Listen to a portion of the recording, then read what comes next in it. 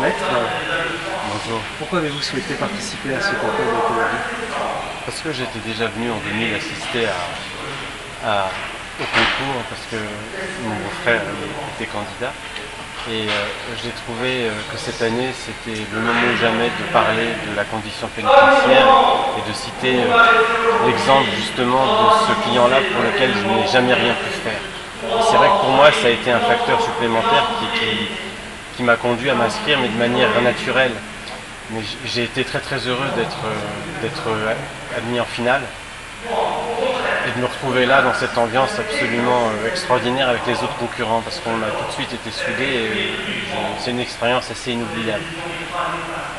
Voilà, les raisons elles sont là en fait. C'est vraiment parce que je pense que ce concours international a une audience extrêmement large, que plus on parlera de prison, plus on parlera des situations des personnes qui s'y trouvent, comme mon client, et mieux ça sera de façon à faire évoluer les mentalités.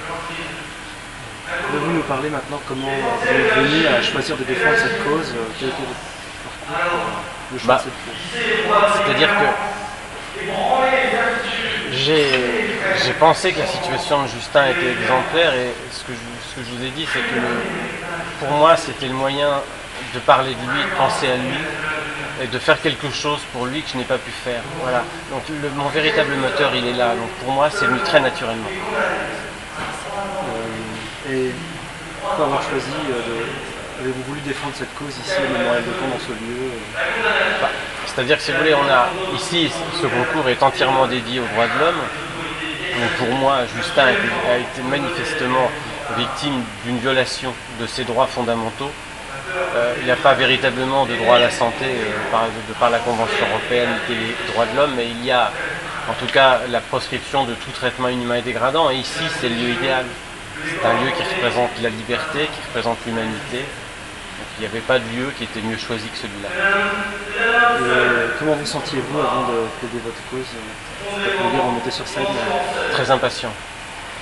Très impatient, alors c'est un mélange d'envie, d'impatience et de masochisme, parce que bien évidemment il y a la tension, il y a le cœur qui bat à 180, comme un petit peu comme quand on va plaider devant la cour d'assises. J'ai eu tout à fait la même impression, mais ce que j'aime par-dessus tout, c'est pendant, c'est-à-dire au moment où on se lâche, où on vide tout ce qu'on a à dire, et c'est teinté d'énormément d'émotions. D'ailleurs, c'était un tout petit peu fragile à la fin, parce que effectivement la plaidoirie est terminée, et là, à ce moment-là... Comment vous sentiez-vous quand la plaidoirie est terminée? Quand la plaidoirie est terminée, on se... c'est pas compliqué, je me suis effondré. Mais bon, ça c'était prévisible, tellement il y avait d'engagement personnel.